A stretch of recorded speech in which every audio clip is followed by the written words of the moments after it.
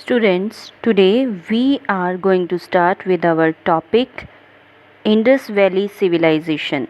ये आपके यूनिट 1 का फर्स्ट चैप्टर है। सिंधु घाटी की सभ्यता।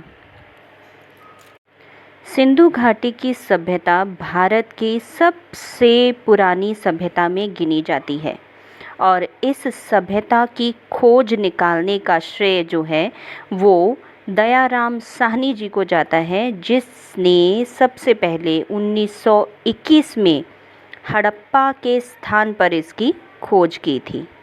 तो इसी कारण सिंधु घाटी की सभ्यता को हड़प्पा सभ्यता के नाम से भी जाना जाता है। दयाराम साहनी जी के बाद बहुत सारे इतिहासकारों ने इस सभ्यता की खोज में अपना योगदान दिया, जैसे Shri R.D. Banerjee, N.G. Majumdar, M.S. Vats, sir Mortimer Wheeler, sir John Marshall. ये कुछ महत्वपूर्ण नाम मैंने आपको यहाँ पे बताए हैं।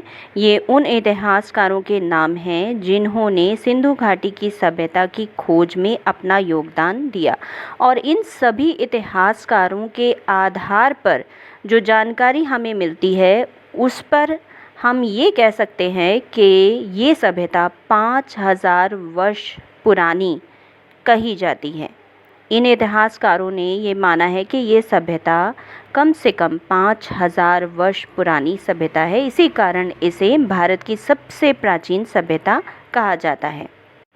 इस सभ्यता का विस्तार हड़प्पा और मोहनजोदड़ो, ये 2 स्थान हैं जो पाकिस्तान में ये स्थान हैं। इस सभ्यता के सबसे महत्वपूर्ण स्थान माने जाते हैं।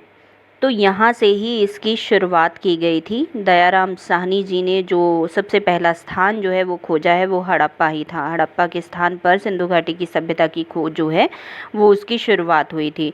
तो ये 2 महत्वपूर्ण स्थान है। मोहनजोदड़ो, जिसको मोइंजोदड़ो भी बोला जाता है, मतलब मुर्दा लोगों का टीला, इसका अर्थ जो है उसके अकॉर्डिंग हम ये कह सकते हैं कि इसके नीचे शायद बहुत सारे लोगों की मुर्दा लोगों की जो अस्थियां हैं वो यहाँ पे हो सकती हैं, या यहाँ पे हम ये भी कह सकते हैं कि ये जो स्थान है ये कितनी बार बसा और कितनी बार उजड़ा।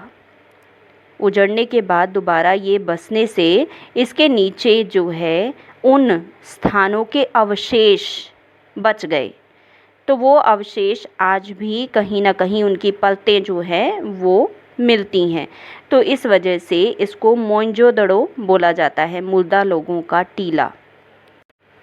इसके अलावा चंदूहड़ो, कोटला निहंग खान, कालीबंगन, लोथल, आलमगीरपुर, ये कुछ ऐसे स्थान हैं जहाँ से ये सारे स्थान भारत में पाए जाते हैं। तो भारत में इनकी खोज हुई है और यहाँ पे भी सिंधु घाटी की सभ्यता के जो चिन्ह हैं वो प्राप्त हुए हैं। कुछ ना कुछ कांसे के, तांबे के बर्तन, हथियार, नगर योजना या ऐसी चीज़ें जिससे हमें सिंधु घाटी की सभ्यता के बारे में जानकारी मिलती है।